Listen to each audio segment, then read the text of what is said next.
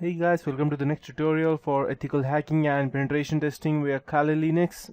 In the previous tutorial, I taught you about DNS information gathering of subdomains and IPv4 and IPv6 through DNSDict and you are crazy. Okay, perfect. Sorry, I forgot. Okay, so now the next thing that I would be teaching you today would be the DNS analysis version of our DNSrecon and DNSMap.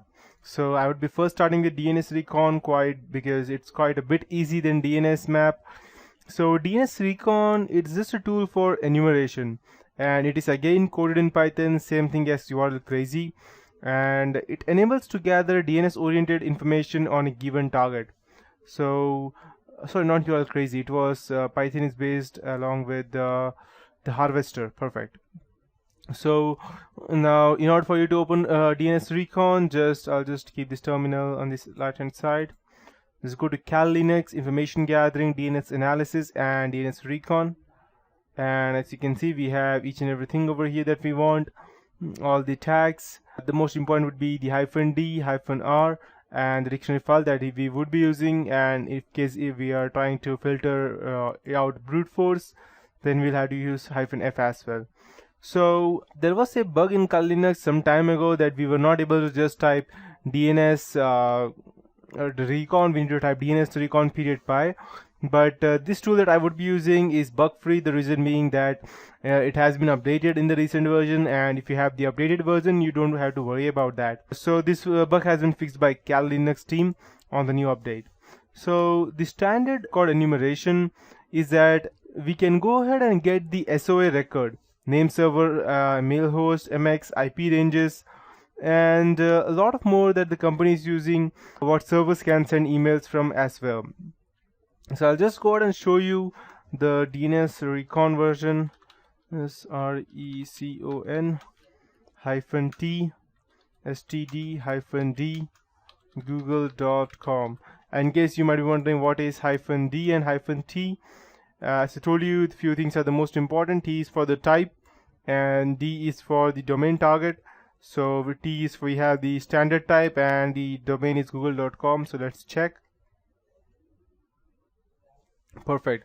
So by gathering this information that I enumerated, we can see that Google has SRV, that's service records, and now we know that they're using a jabber, that's XMPP, and we have also obtained the IP, and let's check if we have the ports as well through which they transfer. As of now, we only have the IP addresses except for this one. So we have the port as well over here, 31. Now let's go ahead and check the ports as well. So I'll just type DNSrecon -t SRV, since the type would be for the surface, and -d google.com. Let's check all these service records. Okay, so let's check. We have all the XMPP files. We don't have, okay, we have the port over here, that is 389 that's being used. Over here we have 5269.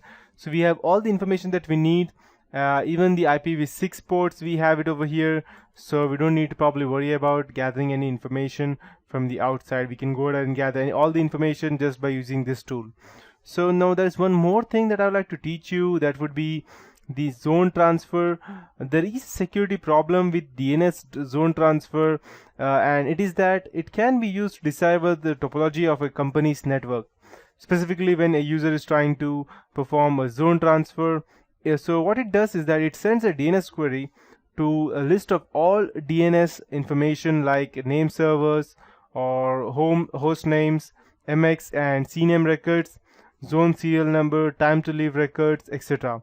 And due to the amount of information that can be obtained, DNS zone transfer cannot be easily found.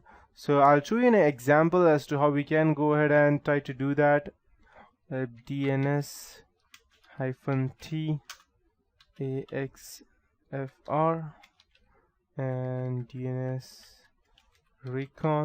-t AXFR -d, and let's check for google.com if we are able to find anything for that. Zone transfer failed. Okay, zone transfer has failed for google.com. Maybe it's way too secure. Let's check for a random local Durgapur, the one which I tried previously. jaipurcity.co.in. Let's check it for this. Okay, so zone transfer was successful over here. As you can see, these one were successful, SOA and NS ways. Okay, perfect. So this is how we can go ahead and see the time to live records as well as zone transfers.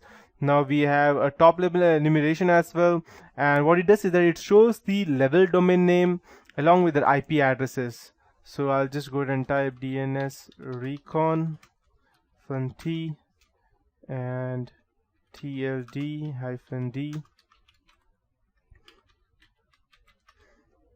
DNSrecon-T LTLD.com. Perfect. Let's go ahead and check what we get. This is for the top level enumeration. So we have the basic IP addresses. Okay, I believe we have lots of different IP addresses working under Facebook.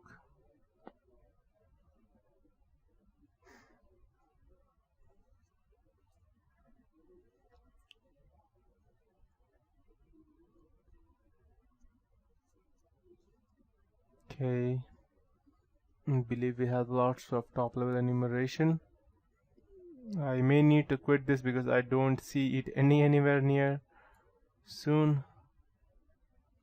Okay, so what I would be doing, I would just go ahead and quit because I think that Facebook has lots of top level enumerations.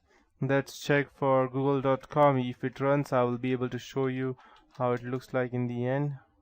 If it does not, if it does collide in the end, if it does not, then again I'll have to move on to the next topic.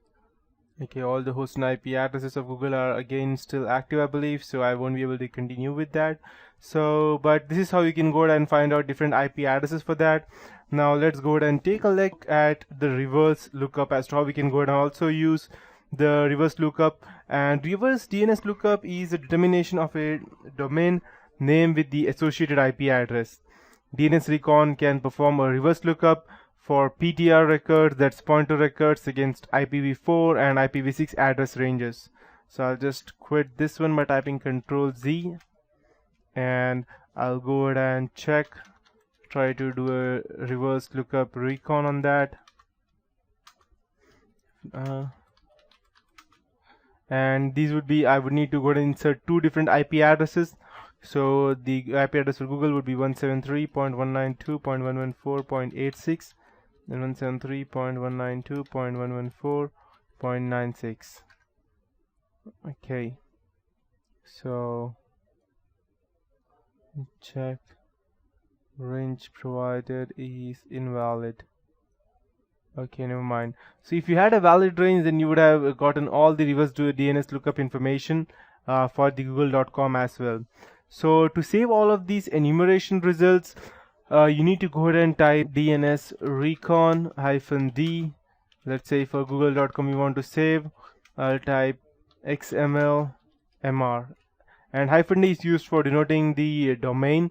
-T is used to specify which type you want of enumeration you want to use, as I was using previously.